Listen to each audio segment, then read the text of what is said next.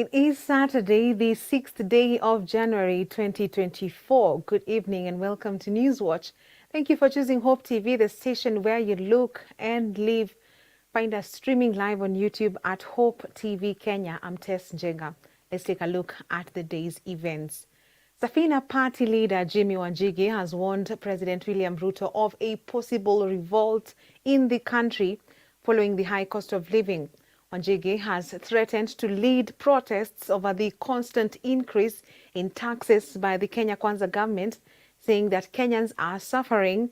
Speaking during the burial of Safina Party Secretary General John Dominic Wamangata in Kikuyu constituency, Wanjigi asked the government to effect change in 3 months by lowering the cost of living and reduce taxes or face their wrath. Na muwezi kila siku munaamuka munatuumiza, munaleta ushuru, munaleta sijui nini. Na kwanza ni watu wa hapa ambao wanaumia zaidi. Kweli ama si kweli? Ni watu wa hapa wanaumia zaidi. Na watu wa hapa ndio waliweka nyinyi. Kweli ama si kweli? Kama si nyinyi wangekuwa hapo? Basi halafu wanakuja kumchezea. Hakuna kitu kama hiyo. Na mjue hii ni Januari 2024. Mmepatiwa the truth. Muko na miezi 3 namna hii. Kama hamutabadilisha hii mwenendo, haya.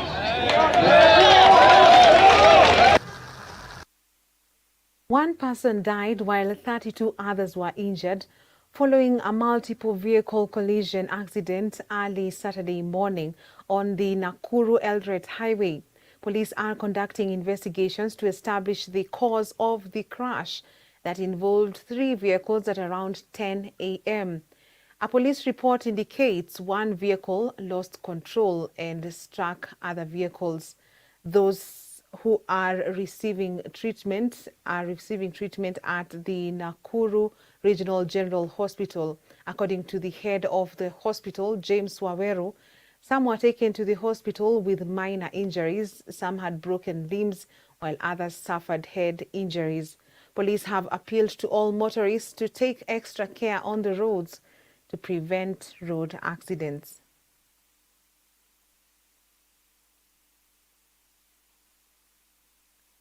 Police are carrying out investigation on the cause of a fire that destroyed Ibrahim Shopping Mall in the Nairobi CBD early this morning. Property of unknown value has been destroyed on the first and second floors of the building situated along Moi Avenue. However, no injuries have been reported in the incident. Eyewitnesses said the fire, which started around 4 a.m., may have started due to an electricity fault. It allegedly took the firefighters from Nairobi City County more than 2 hours to respond and put out the fire from spreading. Na hiyo side nyingine ilichomeka yote, so siku salvage kitu. Metoka tu kukimbia kufika hapa tukapata kila kitu yote iko chini, meisha yote, so hakuna kitu tumeweza kusalvage. Kwangu nimepata kukiwa down to ashes. Kama ni hizo body mist nimesave kidogo like 30 pieces only. I could ask the county government waingililie story kama hii because about the firefighters, maybe they didn't do something about because the fire started at the upstairs and unfortunately it touched the ground floor, which it was not supposed to be that way. To some more disheartening news, a post-mortem examination conducted on the body of Starlet Wahu Mwangi, a former socialite in Nairobi, has revealed that she was brutally murdered. Wahu's body was discovered in the Airbnb, where she had checked in with a man believed to be her boyfriend on January 3rd. Wahu had been strangled and a deep cut wound on her thigh had severed a vein, leading to a substantial loss of blood that ultimately claimed her life. The suspect, who had fled the scene, was eventually located and apprehended at a city hospital where he was seeking medical attention for injuries sustained during the altercation with Wahoo. He claimed that the deceased had attacked him, leading to a fight that tragically turned fatal. The investigation into the motive behind the horrific murder is ongoing as authorities seek to piece together the events leading up to the tragedy. Wakapata tayari msichana amebleed na ameaga dunia. Alikata vein ya kwenda kwa roho, ndio maana ilisababisha kifo chake cha haraka na hatungemwokoa kwa sababu alikuwa amevuja tamu sana. Tukapata simu ya rununu, kondom 2 zenye moja imetumika na ingine haijatumika. Kesi inaendelea, tunataka kujua kiini ya huyu muuaji ni nini na kwa nini alifanyia huyu msichana mapenzi baadaye akamuua. Na alimweka kwenye process ya kufanya HIV test, hata akavaa kujizuia ugonjwa, akavaa condom na mwisho akamuua. Maybe is a serial killer. Ile kitu ilitusaidia ni nambari yake ya simu ambayo watu wetu wa DCI waliweza kutrack na wakaitrack mpaka Mbagathi Hospital akanaswa. Mshukiwa kwa majina anaitwa John Matara, ako na miaka 30. Na uchunguzi inaendelea, tujue nia yake ilikuwa gani ya kuchukua nyumba na kupeleka msichana na kumtendea kitendo kama hicho. Na ningetaka pia kuambia wenye wana hizo manyumba za B&B Nairobi, wachukue stakabadhi za wenye wanakomboa hizo nyumba, wajue ni mtu wa wapi, ni mtu wa aina gani. And on that unfortunate note, let us take a short break. We will be back shortly.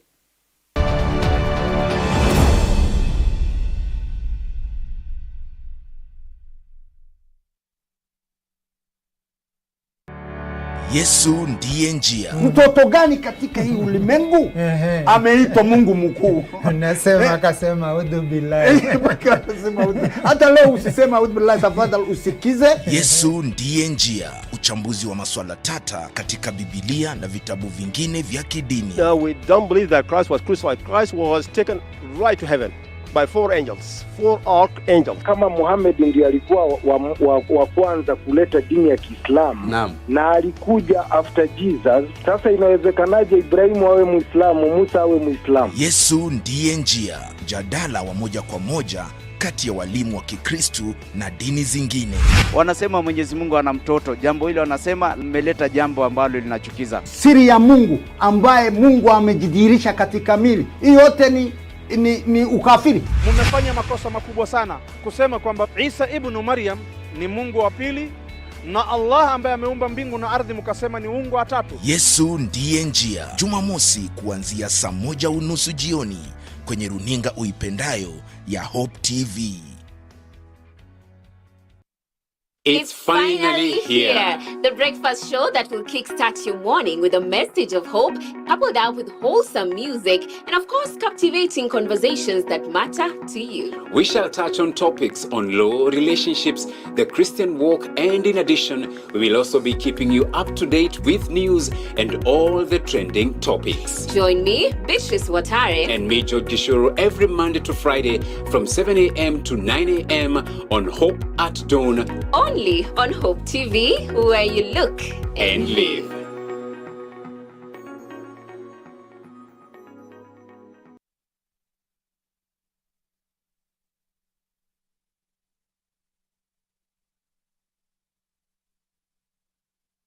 The following content is made for audiences 18 and under. Viewer discretion is advised for mature audiences. Expect the unexpected on the Stars Show here on Hope TV. It's getting bigger and better because it's all about talent. Anything goes from singing, open my eyes, dancing, magic, comedy, handsome ladies and beautiful men. This show is open to any performer below 18 years of age from any background with any talent. All you need is a skill and a star quality. Just remember to join us every Saturday from 8 a.m. with me, your host, Samara Musheru.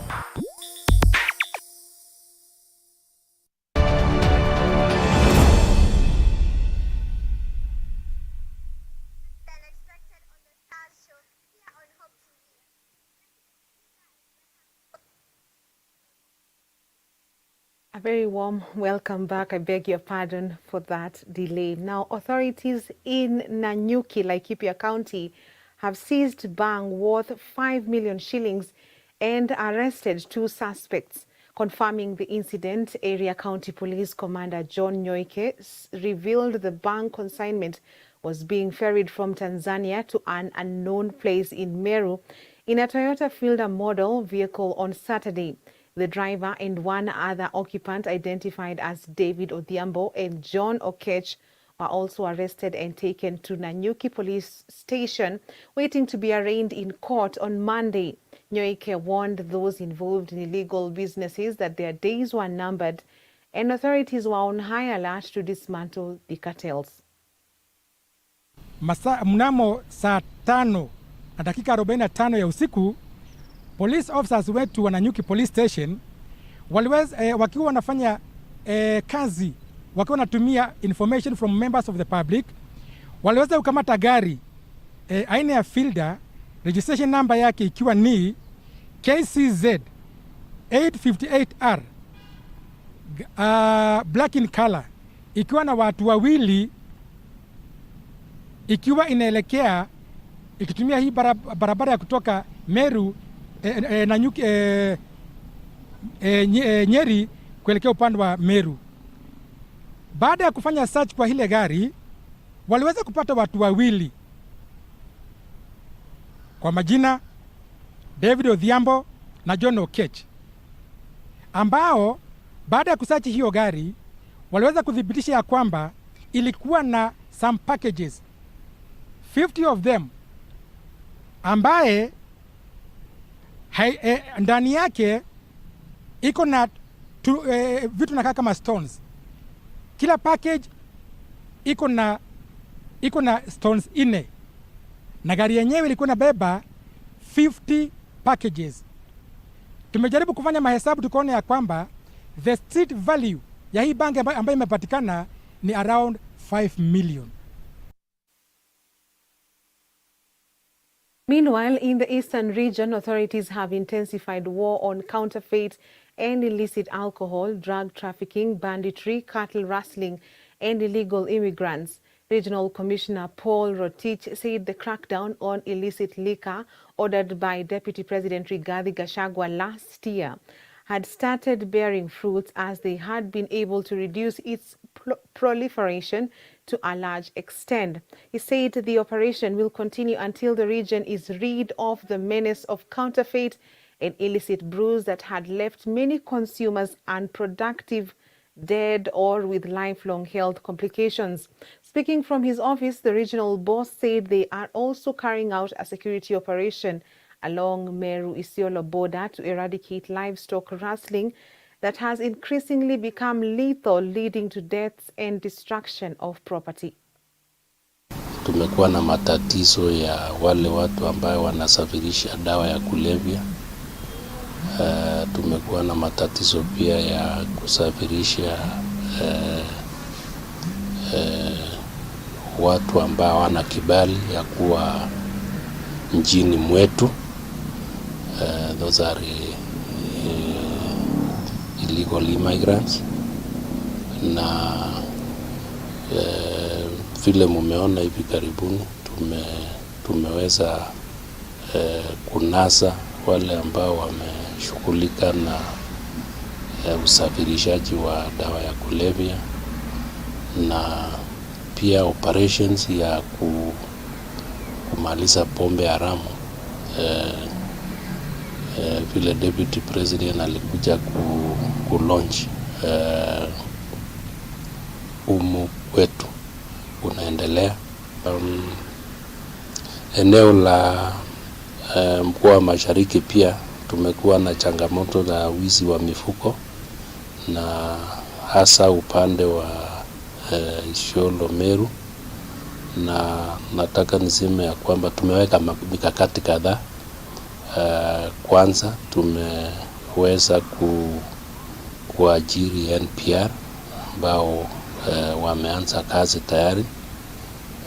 Pia tuko na security operation inaendelea kule ili kuhakikisha kwamba tumerecover mifugo ambayo imeibwa, na pia kuhakikisha kwamba wale wahalifu ambao wako na uzoefu wa kuiba mali ya wengine tunakabiliana nayo. Across our borders, a passenger plane lost a door in mid-air, forcing it to make an emergency landing in the U.S. state of Oregon. The Alaska Airlines Boeing 737 MAX 9 turned back minutes into its flight to California after an outer section, including a window, fell off from a plane. There were, however, no injuries to the 177 passengers and crew on board, and as they landed safely in Portland, the airline said it will temporarily ground all 65 of its 737 MAX 9 aircraft to conduct inspections. Boeing said it was aware of the incident and is working to gather more information.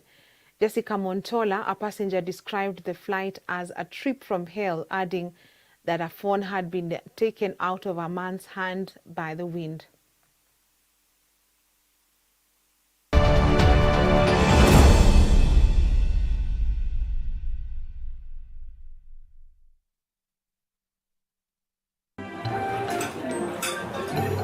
I've actually been trying to find a balance. It's been really tough and hectic, but everyone says once you get a hang of it, it becomes better, and I don't know, but I'm hoping to find a balance soon because it's really been hectic. But you've been in the job industry for a long time, so I think you would know better. Sindio? Huh? What time is it? I need to catch up on Leadership Forum. Did they have a radio here? Never mind. I brought my own. No way. You can't be serious. Wait, why do you have a radio and you can just catch up with the shows on Hope FM podcasts? Really? Even Meet of the Word? Yeah.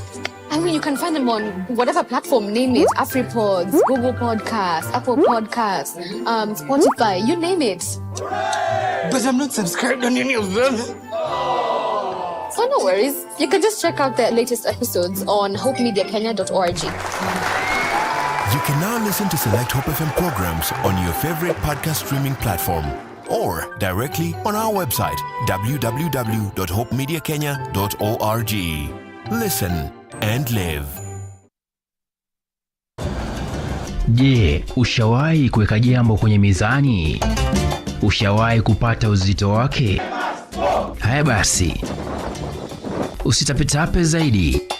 Naomba unigande, maana mizani ipo hapa kwa ajili yako. Vyakula na mbegu za kitamaduni, na kutuliza fikra na kukuwezesha kupima masuala ibuka katika jamii, tena kwa busara. Tukutane mizani kila Ijumaa saa 1 machweo kwenye runinga ya Hope TV.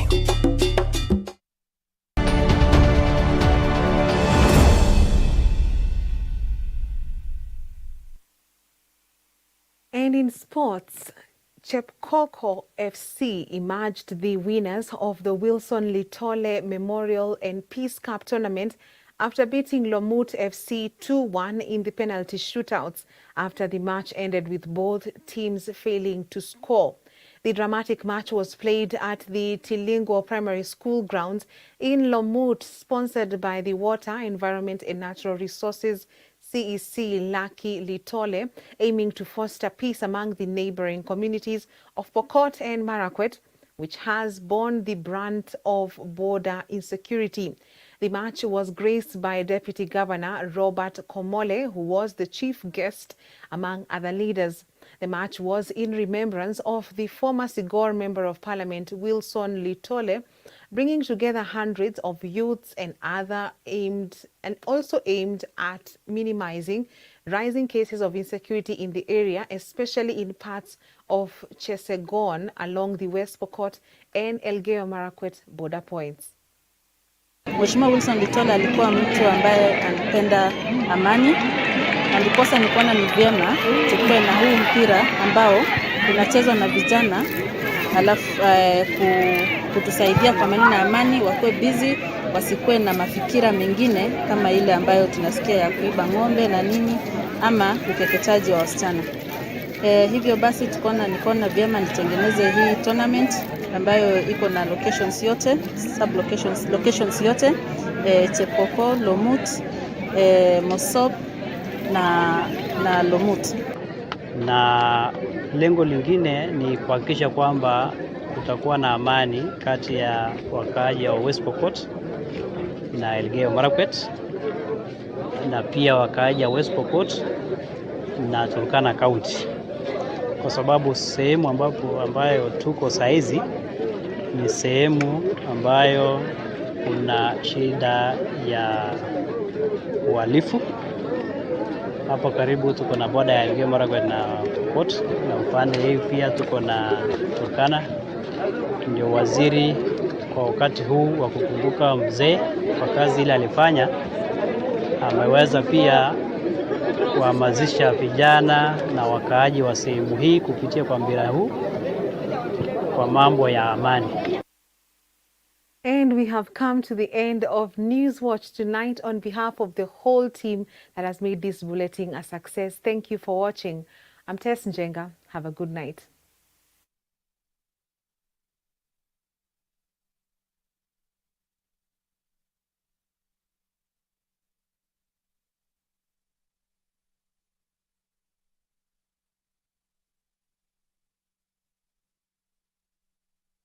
Joy to the world, the Lord is come. Let earth receive her King.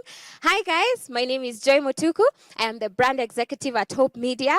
I'd like to say thank you to you, our viewers, who've been with us through the year 2023. And I'd like to wish you a Merry Christmas and a Happy New Year. May you look and live.